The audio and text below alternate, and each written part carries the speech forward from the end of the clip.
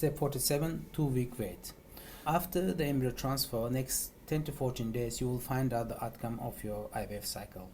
I will explain how you can handle this 2-week wait period. Essentially, you need to approach from matter of fact, because even if you transfer high-grade embryo, you have 1 in 3 chance of success. Why? Because this is a nature's way of selecting healthy embryos. We think even naturally healthy blastocyst embryos will come into the uterus in 1 in 3 implants. This still selection is happening even after transferring of healthy embryos. Only healthy embryos should become healthy babies.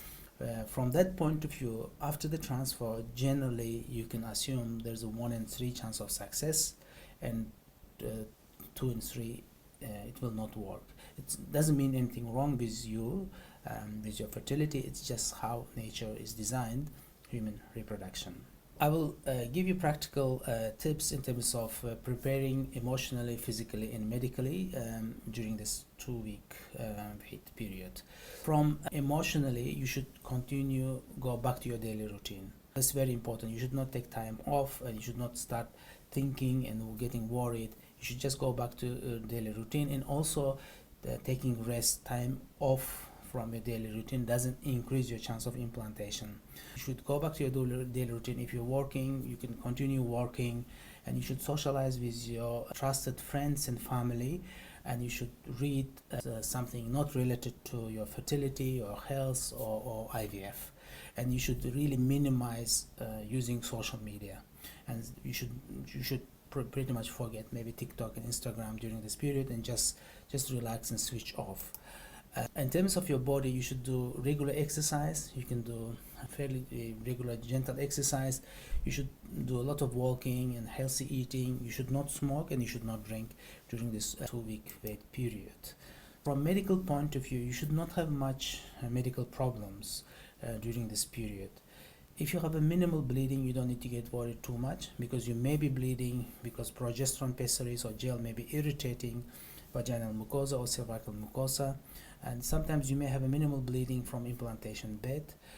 If you have heavy bleeding, of course you need to report to the clinic.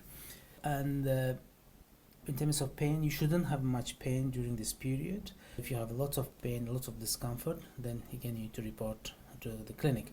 And in terms of anxiety, again, see your GP.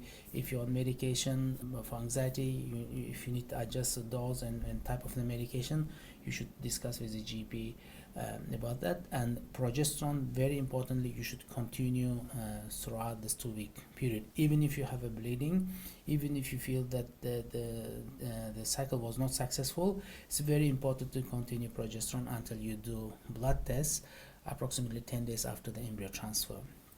And then you do pregnancy test. Don't do pregnancy test too early. If you do too early, you may have a false positive in fresh cycles, especially if you had a trigger with Ovidrel or Pregnal or Choriamon, then that can show up on your blood tests as a positive.